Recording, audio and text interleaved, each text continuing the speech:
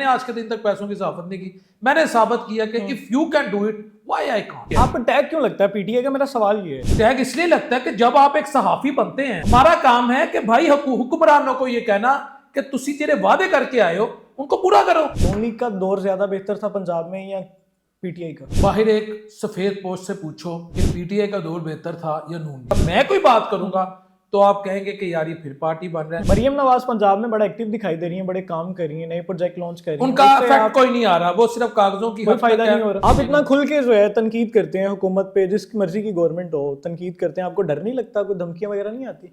बिल्कुल आती हैं। आपको क्या पता मेरे साथ क्या क्या हो। मेरे आम आदमी को आप रिलीफ दो, मेरे मुल्क में कानून सबके लिए बराबर कर दो।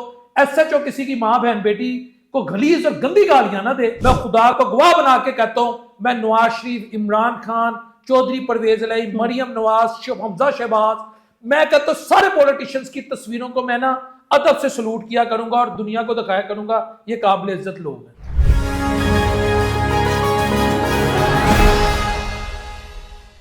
अस्सलाम वालेकुम जी, हमजा भट्ट आपकी खिदमत में हाजिर। आप देख रहे हैं पाकिस्तान खबर टीवी। उम्मीद है आप सब लोग जहां पे भी बैठ के देख रहे हैं एक अच्छी जिंदगी गुजार रहे होंगे। आज का हमारा पॉडकास्ट बहुत ही बेहतरीन होने वाला है क्योंकि हमारे जो गेस्ट हैं वो बहुत ही प्यारे इंसान हैं, आपके, मेरे और हम सब के प्यारे, बहुत ही प्यारे खूबसूरत भाई, senior anchor doctor Bilal Shafiq साहब, जिनको आप अपने घरों की स्क्रीन पे बैठ के टीवी चैनल पे इनका जो प्रोग्राम है वो देखते होंगे। आज इनसे करते हैं गपशप। डॉक्टर साहब, thank you so much for your time. क्या हाल सर? आपकी मोहब्बत, अल्लाह का शुक्र। बट साहब आप सुनाएं। अल्हम्दुलिल्लाह। डॉक्टर साहब मुझे ये बताएं, अपने सफ़र का आगाज़ कैसे हुआ? माशाल्लाह, अल्लाह ने इतना रुतबा दिया, इतना नाम दिया, एक बड़े चैनल के प्राइम जो टाइम स्लॉट में आपका शो मिला है, आप उसमें शो कर रहे हैं, यहाँ तक पहुँचे कैसे? कितनी स्ट्रगल थी पीछे? लोग कहते हैं जी कि बस आया तो छा गया। बट साहब नाम अल्लाह का, सदा बादशाही अल्लाह की। बिलाल शफीक आज है, कल बिलाल शफीक को कोई नहीं जाने। उसकी वजह एक हकीकत जो सबसे बड़ी रखने लगा, मियानी साहब कब्रिस्तान, मुझ जैसे या जितने भी लोग, चाहे कोई रेहरीबान है, कोई सहाफ़ी है, कोई फौजी अफसर है, कोई ब्यूरोक्रेट है, कोई मौलवी है, कोई पॉलिटिशियन है, जो भी है, वहाँ सारे बराबर हैं और वहाँ सब तारीख का हिस्सा बन जाते हैं। ठीक है। अच्छा, अब इसमें गुजारिश ये है कि मैं कैसे सहाफ़त में आया, वो मैं आपको थोड़ा सा अपना विद इन 1 और 2 मिनट में आपको क्लियर कर देता हूँ। मैं ना एक लाहौर बेस्ड चैनल भी है, उनका नेशनल मीडिया भी है। ठीक है। इधर शिमला पहाड़ी के पास एक निजी चैनल है। ठीक है। ठीक है। मैं वहाँ किसी निजी काम के सिलसिले में गया तो वहाँ मैंने ना कुछ रिपोर्टर्स देखे, कुछ सीनियर एंकर साहिबान देखे। तो उस वक्त मैं अपनी पीएचडी कर रहा था, मेरी प्रोसेस में थी इंटरनेशनल रिलेशंस में। माशाल्लाह। 2017 की बात है। ओके। तो मैंने सोचा यार अगर ये लोग कर सकते हैं, ये कोई मैक्सिमम इनकी क्या क्वालिफिकेशन होगी, कोई एफए होगा, कोई बीए, कोई एमए, तो मैं पीएचडी कर रहा हूँ, तो मैं क्यों नहीं एक एंकर बन सकता? मैं क्यों नहीं अपने आइडियाज़ को ख़ास तौर पर पॉलिटिक्स से रिलेटेड एक्सप्रेस कर सकता? हत्ता कि मेरी ये सोच गलत थी। डिग्रियां भी मुंह पे मार दी जाती है अगर अल्लाह का फजल ना हो। ऐसा ही है। लेकिन उस वक्त मैं इस गलत सोच के साथ भी मैंने सोचा नहीं हो, मैंने उस चैनल को अप्रोच किया। उस चैनल की इंतज़ामिया से मेरा जब पहला इंटरव्यू हुआ तो उन्होंने कहा कि काका तू सहाफ़त का ख्याल ही छड़ दे, तू साफ़ी बन ही नहीं सकता। अच्छा। के तू इंज करके तू पढ़न पढ़ाने का काम कर। ठीक है। टीचर लग जा, टीचर लग जा, कि तेरे बस की गल नहीं सहाफ़ी बनना। तो मैं जब ये बात सोची, मैं कि यार है कि गल हुई कि मैं क्यों नहीं सहाफ़ी बन सकता। देखें, अल्लाह ताला को आप किसी पे खुदाई फैसला तो मुसल्लम। अच्छा, शुरू से शौक था आपको जर्नलिस्ट बनने का? ये वहां जाके हुआ? ये वैसे ही हुआ, रैंडम सडनली। अगर वो मुझे कह देते ना कि यार यू आर ऑलवेज वेलकम, आप आ जाओ, आप हम अगले महीने से आपको ले लेते हैं, तो खुदा मेरा गवाह है, हो सकता है मैं जाते ही ना। ठीक है। जब उन्होंने आप ऐसे टेस्ट कर रहे थे कि चेक करिए, जब उन्होंने मुझे कहा ना ख्याल छड़ दे, मैं कहा यार ये मेरे पे खुदाई फैसला मुसल्लत करने वाला मेरी तरह का इंसान, हमारा मैन्युफैक्चरिंग बनने का प्रोसेस एक, मरने का प्रोसेस एक, वो भी अशरफुल मखलूकात, मैं भी अशरफुल मखलूकात। मैं कहा ये मेरे पे खुदाई फैसला मुसल्लत कर रहा है। मैंने उनको उठते हुए कहा, मैं कहा मैंने अमेरिका भी जाना पिया ना, मैं साफी बन के बखावा। ठीक है। मुख्तसर ये कि उसके बाद मैंने अपना एक सोशल मीडिया शुरू किया। ठीक है।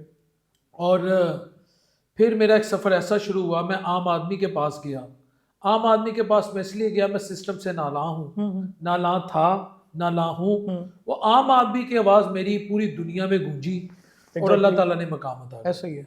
और मैंने ये काम ज़रूर किया, फिर उस चैनल के जो ख़ास आदमी को जो हाइडिंग और फाइडिंग का मास्टर था, कि अपने 60-70 क्लिप कोई 2-4 नहीं कि मेरा तुक्का लग गया है, मेरे तो हजारों अल्लाह के फजल से नबी पाक सल्लल्लाहु अलैहि वसल्लम के सदके हजारों लाखों ऐसे क्लिप्स हैं जो करोड़ों में हैं, मिलियंस में है, मिलियंस में है, बिल्कुल ऐसे ही है। ऐसे ही। तो मैंने 60-70 क्लिप्स की वो बनाकर कोई 2.5 करोड़ 3 करोड़ इस तरह, कोई खान साहब ने टैग किया हुआ है, इमरान खान के ट्विटर पे लगा हुआ है, किसी ने कोई नवाज शरीफ के, कोई ख्वाजा साद रफीक के, यानी जितने भी थे जो पता लगता था कि ये पाकिस्तान के पॉलिसी मेकिंग में इनका रोल है। और इवन के कुछ जो अहम अदारों के लोगों ने भी जिनके मुतालिक मैंने किया, उनके भी ट्विटर अकाउंट से जो अल्हम्दुलिल्लाह मेरे वो जो वीडियोस थी मैंने उनके सारे स्क्रीनशॉट लेके उनको उस चैनल के शेयर किए और उसके बाद मैंने उन्हें ब्लॉक कर दिया।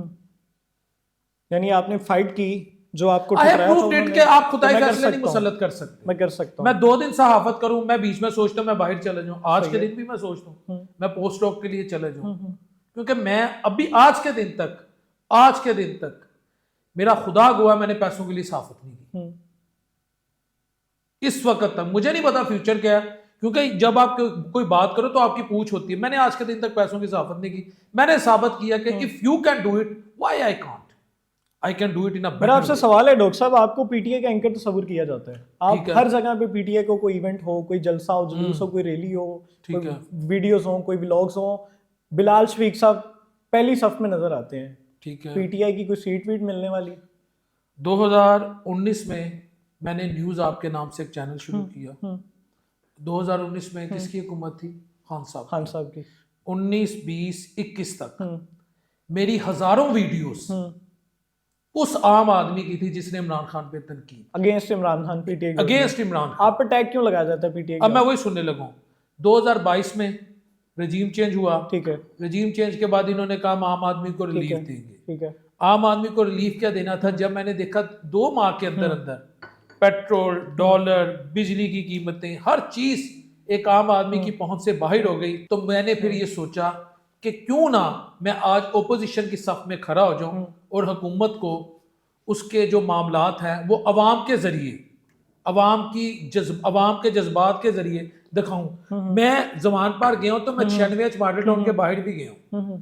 मैंने नून लीग के भी जलसे कवर किए हैं, मैंने JUIFA के भी जलसे कवर किए हैं, लेकिन जब मैं जमान पार के बाहर, आपने कहा ना आप जाते रहे हैं, वहां आती रही है, वहां बोलती रही है। आप पर टैग क्यों लगता है पीटीआई का? मेरा सवाल ये है। टैग इसलिए लगता है कि जब आप एक सहाफी बनते हैं, पार्टी की जानिब से तो कोई नहीं, आपको कोई MNA MP नहीं, सवाल ही पैदा नहीं होता। आज इमरान खान हुकूमत में आए, आज इमरान खान डिलीवर ना कर सके तो मैं सबसे पहला एंकर हूंगा। अगर मैं पाकिस्तान में रहता हूं, मैं खान साहब पे, मैं नून लीग के दोस्तों को पकड़ूंगा, मैं पीपल्स पार्टी के दोस्तों को पकड़ूंगा, मैं एंटी पीटीआई वोटर्स को पकड़ूंगा, मैं उस आदमी को पकड़ूंगा जिसके घर में दाल दलिया बिल्कुल मुक गया होगा, मैं कहूंगा तू गल कर। हमारा काम है कि भाई हुक्मरानों को ये कहना कि तुसी जेरे वादे करके आए हो उनको पूरा करो। डॉक्टर बिलाल शफीक साहब आवाम की आवाज़ हैं, पब्लिक में जाते हैं, आप डेली बेसिस पे इंटरव्यूज करने जाते हैं अपने शोज की रिकॉर्डिंग के लिए भी। नून लीग का दौर ज़्यादा बेहतर था पंजाब में या पीटीआई का? दोनों हुकूमतों में आपने शोज भी किए हैं, रिकॉर्डिंग्स भी किए हैं, अवामी मसाइल भी हाईलाइट किए हैं। बाहर एक सफ़ेद पोस्ट से पूछो कि पीटीआई का दौर बेहतर था या नून लीग का, वो आपको इसका बेहतर जवाब दे देगा। 4 जवान बेटियों के बाप से पूछो कि 2018 से 2022 तक का दौर बेहतर था या 2022 से 2025 तक। अब अल्लाह खैर रखे 4 दिनों बाद 2025 आ रही है, या 2024 दिसंबर 31 दिसंबर 2024 तक का दौर बेहतर है, वो आपको चानन कर देगा। मैं कोई बात करूंगा तो आप कहेंगे कि यार ये फिर पार्टी बन रहा है, लेकिन मैं एक बात करने पे आप करें, मैं बताने लगूं। मैंने ये देखा है कि गुज़िश्ता 2 सालों में एक आम आदमी एक सफेद पोश ये करने पे मजबूर हो गया। तो जब एक आम आदमी ये करने देने वाले से ऐसे हो गया, तो जब वो ये करने पे मजबूर हो गया तो मैं अपनी कब्र में जाना है, ना मैंने खान की कब्र में जाना है, ना मैंने मियां नवाज शरीफ की, ना मैंने किसी तीसरी कुव्वत की। तो मैं ये कहूंगा कि खान का दौर 10 अप्रैल 2022 से पहले का दौर, सितंबर 2018 से 10 अप्रैल 2022 का दौर, 10 अप्रैल 2022 के दौर से आज के दिन तक 27 दिसंबर 2024 तक के दौर से बहुत बेहतर था। मरियम नवाज पंजाब में बड़ा एक्टिव दिखाई दे रही हैं, बड़े काम कर रही हैं, नए प्रोजेक्ट लॉन्च कर रही हैं, उनका इफेक्ट कोई नहीं आ रहा, वो सिर्फ कागजों की कोई फायदा नहीं हो रहा। फायदा होता है, मुझे नहीं होता, अभी तक उनका इफेक्ट नहीं आ रहा, आवाम को फायदा नहीं हो रहा, मुझे नहीं लग रहा। वो सिर्फ कागजों की हद तक है, या कुछ छोटे मोटे स्टेप्स अगर वो ले भी रही हैं तो वो ऐसे ही है कि केटू के पहाड़ पे आग लगी हो, केटू के पहाड़ पे मैं बात मिसाल है, इतनी ऊंचाई पे आग लगी हो और तुसी थल्लियों फूका मार रहे हो केटू के पहाड़ पे, यानी इनसरमाउंटेबल चैलेंजेस हैं। और 2-4 वीडियोस बनाने से, 2-4 छोटे मोटे वो जिसे कहते हैं टुक टक लगाने से मेरा नहीं ख्याल कि अवाम को रिलीफ मिलेगा। ड्रास्टिक चेंज चाहिए, कोई ऐसा शख्स चाहिए जो इस दुनिया में रह के उस दुनिया की तैयारी करे, वो आवाम को रिलीफ दे सके। डॉक्टर साहब, you have done many interviews, कौन सा ऐसा इंटरव्यू था जो करते हुए बिलाल शफीक की आंखों में आंसू आ गए, आंखें नम हो गई? कौन सा ऐसा यादगार कोई इंटरव्यू? 2 इंटरव्यू थे, एक खान साहब के दौर में किया, शायद आपको याद हो, चिंची वाला मिला था मुझे, उसके अल्फाज थे, तीर हो रही है, पुत्र हो रहा है, प्यो सारा दिन काम करके कार आए, 10-12 घंटे कुत्ते वर्गों ने लफ्ज यूज किया थी, कुत्ते की तरह काम करके 10-12 घंटे कार आए ते कार आके धी ਉਹਦੇ ਕੋਲੋਂ 10 रुपए मंगे ते प्यो 10 रुपए ना दे सके ते प्यो दा काम में मर जाना। एक आप किसी औरत के घर भी गए थे जहां पे कोई तस्वीर लगी हुई थी गाल में? दूजा बिल्कुल दूजा एक इंटरव्यू मैं किया सी, ਉਹ बिल्कुल औरत वाला, ਉਹਨਾਂ ਦਾ ਇਹ ਹਾਲਾਤ ਸੀ कि जो रजीम चेंज के बाद बिजली जिस तरह महंगी हुई, जो हालात हुए, उसके बाद उनके घर में 6 माह से बिजली नहीं थी, छत उनकी टूटी हुई थी, 6 माह से वो माँ और 2-3 बेटे बेटियां बिजली के बगैर रह रहे थे। मियाँ उनके चिंची रिक्शा चलाते थे, ठीक है, नशे की वजह से मियाँ की अब हालत ये नहीं थी कि मियाँ उस घर को चला सकता। लेकिन वेलफेयर रियासत का मतलब ये नहीं होता कि आपने सिर्फ वोट को इज्जतों के नाम पर या रियासत मदीना के नाम पे आप आ जाएं, उसके बाद आप अवाम को भूल जाएं। वेलफेयर रियासत का मतलब ये है कि अगर एक औरत का मियाँ नहीं उसको डिलीवर कर सका, रियासत का तो काम है ना उस बच्चों को, उस औरत को डिलीवर करें। वो औरत अब काम करती थी मुख्तलिफ घरों में, लेकिन उसने कहा कि पूरी गर्मियां मैंने ना 6 माह बिजली के बगैर गुजारी, ऊपर गर्मी में बदामी बाग वाली साइड, हब्स के मौसम में जहां इर्द गिर्द लोहे की सांस लेना मुहाल, बिल्कुल आपको पता है वहां पर आयरन की, स्टील की सारी फैक्ट्री है। तो फिर मैंने वहां पर तस्वीर लगाई थी आपी मरियम औरंगजेब साहिबा की और मियाँ शहबाज शरीफ साहब की। मैंने कहा था कि अगर भूख लगे, चॉकलेट खाने का दिल करे, ये छोटे, तो ये इनसे आंटी से मांग लीजिएगा, अगर इससे ज्यादा इश्यूज हो तो शहबाज पाकिस्तान से मांग। आप इतना खुल के जो है तनकीद करते हैं हुकूमत पे, जिसकी मर्जी की गवर्नमेंट हो तनकीद करते हैं, आपको डर नहीं लगता, कोई धमकियां वगैरह नहीं आती? बिल्कुल आती हैं, आपको क्या पता मेरे साथ क्या क्या हुआ, लेकिन मैं इस बात पे बिलीव नहीं करता कि अगर मैं क्यों करते हैं ये सब, क्यों करते हैं? मैं आपको सिस्टम के खिलाफ हूँ। मेरा अगर आपको कुछ हो जाए या आपको, मैं पीएचडी, मेरी बात सुनो, क्यों करता हूँ, मैं पीएचडी की है, मैं आईआर में पीएचडी की है। अब मेरा मार्केट में क्या मूल्य लगा, मैं साल एक 33,000 में जॉब की है, पीएचडी करके अगर आप 33,000 में 1 साल जॉब कर रहे हैं, वो तो अल्लाह का शुक्र है मेरी फैमिली की पीछे से सपोर्ट है। तो मेरे पीछे अगर मेरी फैमिली की सपोर्ट ना हो तो मैंने उस डिग्री को कहां लेके जाना है? मैं तो उस डिग्री को खुदा की कसम जला दूंगा कि मेरी बेटी अगर घर में भूखी है, मेरा बेटा भूखा है, मेरे बेटे की वैक्सीनेशन होनी है, मैं 33,000 में उन चीजों को कैसे वोट करूंगा? तो मैं तो उस डिग्री को, ये लोग कहते जी तालीम की कदर होनी चाहिए, लेकिन वो मैं डिग्री पार के ना मैं रहरीबान बन जाना था। तो इस वजह से मैं सिस्टम के खिलाफ हूं। लोग समझते हैं मैं पीटीआई का हूं, लोग समझते हैं कि मैं लफाफा हूं, जो भी लोग समझे, मेरे आम आदमी को आप रिलीफ दो, मेरे मुल्क में कानून सबके लिए बराबर कर दो, एसएचओ किसी की मां बहन बेटी को गलीज और गंदी गालियां ना दे, ठीक है, हॉस्पिटल में आप जाओ, ठीक है, आप, मैं नहीं कहता कि डॉक्टर उठ के आपको मिले, डॉक्टर पागल हो जाए, लेकिन यार आपको 6-6 माह का टाइम देते हैं, आपने एमआरआई का टाइम देना हो, आपने सीटी स्कैन का टाइम देना हो, आपने अभी एंजियोग्राफी करवानी हो, आपने पीएससी में जाएं, आपने बाईपास करवाना हो, आपको कितना टाइम बहुत ज्यादा, साल 6-6 महीने बाद सर टाइम मिलता है। वहां पर पैसे दो तो फौरन स्टंट डालना हो, वरना 6 मैं कहता हूं जी, कहते रिसोर्सेज नहीं है, इसलिए इतना टाइम मिलता है। फिर एक कानून बन जाए कि इस मुल्क का ब्यूरोक्रेट, इस मुल्क का पॉलिटिशियन, इस मुल्क का जज, इस मुल्क के तमाम जो अरबाब इख्तियार हैं, वो इन्हीं सरकारी अस्पतालों से इलाज कराएंगे उनको भी इतना ही वेट करना पड़ेगा जितना एक आम आदमी को वेट करना पड़ेगा। मैं खुदा को गवाह बना के कहता हूं, मैं नवाज शरीफ, इमरान खान, चौधरी परवेज इलाही, मरियम नवाज, हमजा शहबाज, मैं कहता हूं सारे पॉलिटिशियंस की तस्वीरों को मैं ना अदब से सलूट किया करूंगा और दुनिया को दिखाया करूंगा ये काबिल इज्जत लोग हैं। अवाम बड़ा परेशान है, यंगस्टर्स बड़ा परेशान है, पढ़े लिखे नौजवान, हर बंदे दूसरे बंदे के मुंह पे लफ्ज यही है कि मैंने बाहर जाना है। क्या बाहर चले जाना चाहिए नौजवानों को? बाहर जाने के पीछे दो फैक्टर्स हैं, किसी को मेरी बात अच्छी लगे या बुरी। एक है, मैं अब इसको किस अल्फाज में डालूं, एक है थोड़ा सा ना जिन्होंने पंजाबी च कहते हैं अखा ठंडियां करना, विद ड्यू अपॉलॉजी। ठीक है, जिस कौम में लोहा पार मकबूल हो जाए ना, जिस कौम में, उस कौम के या उस तबके में, जिस तबके में लोहा पार मकबूल हो जाए, रब्बे काबा की कसम उस तबके को ना चुल्लू भर पानी में डूब मरना चाहिए। एक फैक्टर तो ये है कि इतनी फ्रस्ट्रेशन है सोसाइटी में, इतने हवस प्रस्त हैं, इतनी शहवत प्रस्ती बढ़ गई है, विद ड्यू अपॉलॉजी। कभी आपने मेरे से ऐसी जुबान नहीं सुनी, लेकिन over the last few months मैं इस पे भी रिसर्च कर रहा हूं कि इस वक्त सोशल मीडिया पे मकबूल होने का, वायरल होने का एक ही क्राइटेरिया, आप गंदी गलीज बाजारी बातें करें, आप वायरल है। आप लबादे ओढ़ के, लिपस्टिक, नेल पॉलिश लगाकर, अंग्रेजी उर्दू में बात करके अंदर आप गंद बोल रहे हैं, आप 18+ कंटेंट बोल रहे हैं। तो सब मेहनत करने वाले लोग हैं, पढ़े लिखे लोग हैं, एक तबका तो ये है, इनकी अक्सरियत है, ये कहते हैं मैं बाहर जाओ, हम वहां मजे करें, मौज मस्ती करें, ठीक है। दूसरा तबका जो आप कह रहे हैं जो बाहर जाना चाह रहे हैं, वो मेरा ख्याल है वो जो है ना, मुझे लगता है वो 20% है।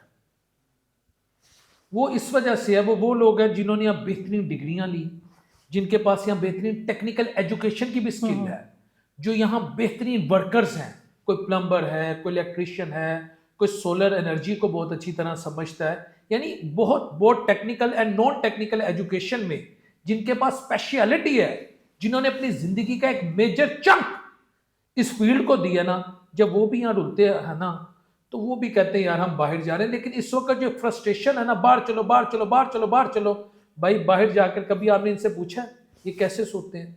मैं ओवरसीज पाकिस्तानियों को पाकिस्तान के माथे का झूमर समझता हूँ, हमारा एसेट है वो। मैं कहते हैं बिलाल, इस वक्त जो पाकिस्तानी या बच्चे आते हैं ना, कोई मतलब यूके कोई जा रहा है, कोई पोलैंड जा रहा है, कोई दुबई की बात कर लें, दुबई में हालात देखें, आपके सामने बहुत हकीकत शेयर करने लगूं। एक कमरे में अगर एक पाकिस्तानी बेटी हमारी बहन सो रही है, उसी में एक इंडियन सो रहा है, उसी में एक युगांडा से शेयरिंग में रूम, एक में बेड स्पेस के अंदर वॉशरूम में, ये जिसमें वहां रहते हैं ना, उससे बेहतर है कि इस मुल्क में थोड़ी खा लो, इज्जत से तो रहो, माँ बाप के पास इज्जत कॉम्प्रोमाइज करके अल्लाह और उसके रसूल के अहकामात के अगेंस्ट जाकर अगर आपने, और पेट्रोल पंप पे, वॉशरूम पे काम करके अगर आपने इज्जत या $2-4 कमा भी लेने हैं, तो फिर वही है ना कि उस रिस्क से मौत अच्छी, जिस रिस्क से आती हो परवाह। 2025 में कोई तब्दीली का साल देख रहे हैं? कोई नहीं। डोनाल्ड ट्रंप के मशीरे खास रिचर्ड गरनील बड़ी ट्वीट्स कर रहे हैं जी,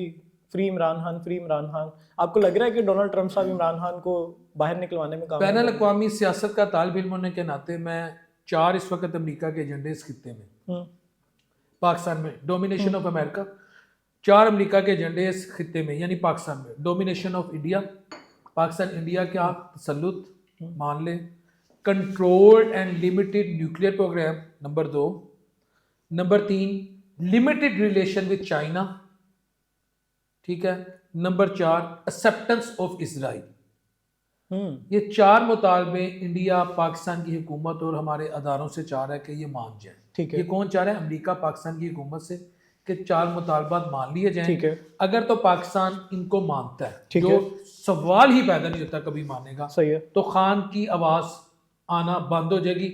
सिर्फ कागजों की हद तक हमें तशवीश है, हम ऐसे हैं वैसे कर रहे हैं, लेकिन अगर पाकिस्तान इनको नहीं मानता, CPEC को कंटिन्यू करता है, उसको मजीद रिवाइव करता है, इंडियन डोमिनेशन को एक्सेप्ट नहीं करता, इजराइल को तस्लीम नहीं करता, अपने मिसाइल प्रोग्राम पे कॉम्प्रोमाइज नहीं करता, अपने न्यूक्लियर प्रोग्राम पे, क्योंकि हर चीज़ में इनोवेशन आती है, जदीदियत आती है, जिद्दत आपने रखनी अपने किसी भी सोशल मीडिया, अगर आप इसको नए तकाज़ों के मुताबिक नहीं ढालेंगे अपने प्रोग्राम्स को, आपका पुराना प्रोग्राम आउटडेटेड हो जाएगा। ऐसे ही तो अगर पाकिस्तान इन पे कॉम्प्रोमाइज़ नहीं करता, तो फिर खान के नाम पर ये पाकिस्तान को डिस्टेबलाइज करने की कोशिश करेंगे। लेकिन इसमें ना खान यहूदी एजेंट है, let me make it clear, ना पाकिस्तान के इदारे बिकाऊ हैं। मसला ये है मुल्क के अंदर एक टसल चल रही है और तीसरी जो कुव्वत है ना वो इसका फायदा उठाना चाहती है।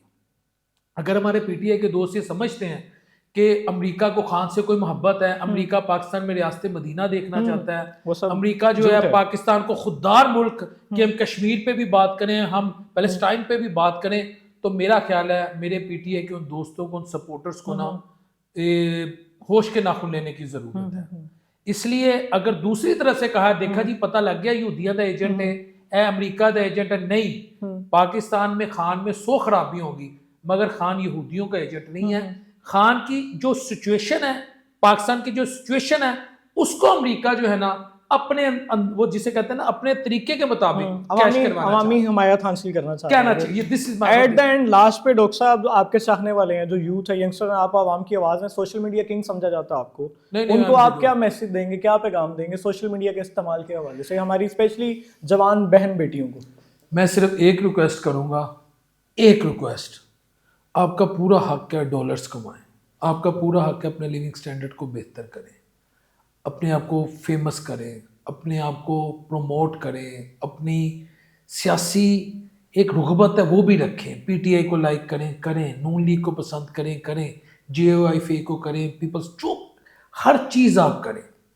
इस पे मेरा ख्याल है कोई बेवकूफ़ इंसान होगा जो आपको रोकेगा, मगर don't do at the cost of your family. अपनी माँ बहन बेटी को ना यार फहाशी ना करें। ये ऐसे ही है कि घर के कपड़े धोकर माओ बहनों बेटियों के अपने आपने घर के दरवाजे पे, घर की दीवारों पे लटका दिए हैं और दुनिया को आप ये मैसेज दे रहे हैं हमारे घर ये पहना जाता है। माँ बहन बेटी से अगर आपने कमाई करवानी है या फजूल किस्म के सी ग्रेड किस्म के आपने डायलॉग बोल के उनको आपने उसके ज़रिए चंद हज़ार या चंद लाख या लाखों डॉलर कमाने हैं, तो मैं इंतहाई माजरत के साथ ये लफ्ज़ कहने लगूँ, फिर आप में और शाही महल्ले में कोई फ़र्क नहीं, लोगों में कोई फ़र्क नहीं है। बस ये है कि वो एक मोहल्ले में ये काम कर रहे हैं और आप डिजिटली कर रहे हैं। Thank you so much for your time doctor साहब, आपसे बड़ा अच्छा लगा बातचीत करके, कोई हमारी तरफ से दिलादारी हो तो नहीं, लव यू, बड़ा अच्छा लगा। Thank you so much. मुझे आपका स्टाइल पता है सबसे अच्छा क्या लगा है? आपका स्टाइल मुझे सबसे अच्छा ये लगा कि आप जो ना अपने से सामने वाले को एक दफ़ा रोस्ट कर देते हो। सर स्टेबल है सर, खुश रहें। थैंक यू सो मच, मुझे अच्छा लगा कि आज हमारे साथ थे। आपको हमारा आज का पॉडकास्ट कैसा लगा? उम्मीद है आपको बहुत पसंद आएगा। कमेंट सेक्शन में अपनी कीमती राय का इजहार लाजमी करें। कीप वॉचिंग पाकिस्तान खबर टीवी। हमजा बट को, डॉक्टर बिलाल शफीक को और मेरी पूरी टीम को दुआ में याद रखिएगा। अल्लाह निगहबान।